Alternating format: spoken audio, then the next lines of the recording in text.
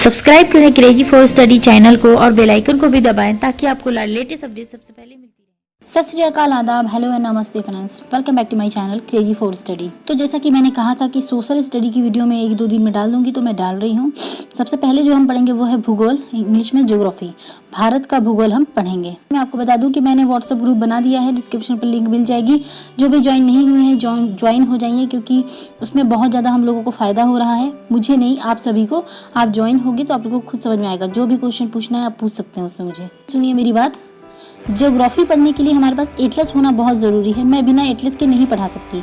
आप लोगों के पास एटलस होना ज़रूरी है, इसलिए सबके पास एटलस हो।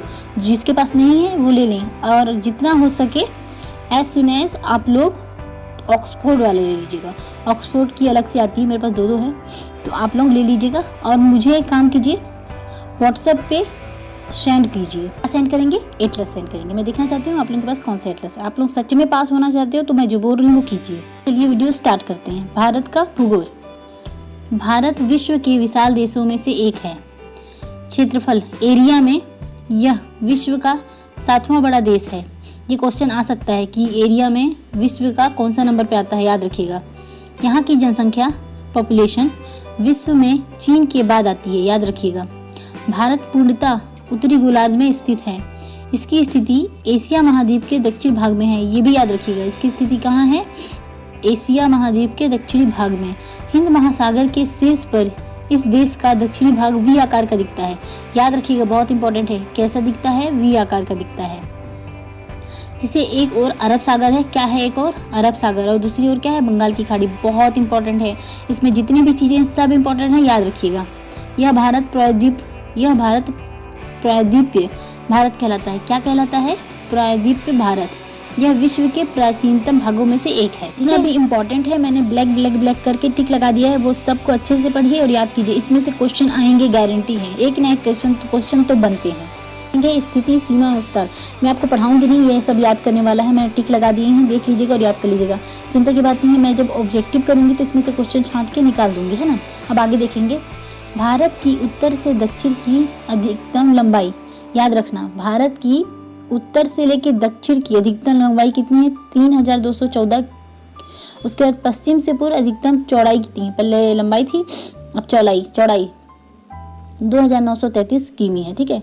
भारत का क्षेत्रफल विश्व के कुल क्षेत्रफल का, याद रखना, बहुत ज़्यादा इंपॉर्टेंट है। भारत का क्षेत्रफल विश्व का, ठीक है, एरिया, क्षेत्रफल एरिया विश्व वर्ल्ड के क्षेत्रफल का 2.4% है, याद रखना। विश्व की लगभग 16% जनसंख्या निवास करती है। ये भी बहुत ज़्यादा इंपॉर्टेंट है। कितना परसेंट निवास करती है? 16%। आगे देखेंगे। कर्क रेखा भारत के लगभग मध्य से होकर गुजरती है। मैं आप लोगों को एटलस बोली थी ना, नेक्स्ट में एटलस ही पढ़ाऊंगी, मगर एटलस आप लोगों के पास होना चाहिए। ये कर्क रेखा, वर्क रेखा जो भी है, मकर रेखा, बिना जाने ज्योग्राफी पढ़ना इम्पॉसिबल है। कर्क रेखा जिन प्रदेशों में होकर गुजरती है वो है, याद रखना, कौन कौन सा कर्क रेखा होकर गुजरती है? गुजरात, राजस्थान, मध्य प्रदेश, छत्तीसगढ़, झारखंड, बंगाल, त्रिपुरा, मिजोरम। ओके, आगे देखेंगे। देश का मानक समय ग्रीनविच मानक समय से 5 घंटा 30 मिनट आगे है, ये भी इंपॉर्टेंट है। इसका सबसे दक्षिणी बिंदु अंडमान निकोबार द्वीप समूह में स्थित है, जिसे वर्तमान में इंदिरा पॉइंट कहा जाता है।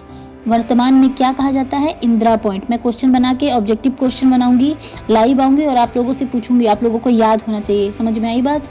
आगे देखेंगे।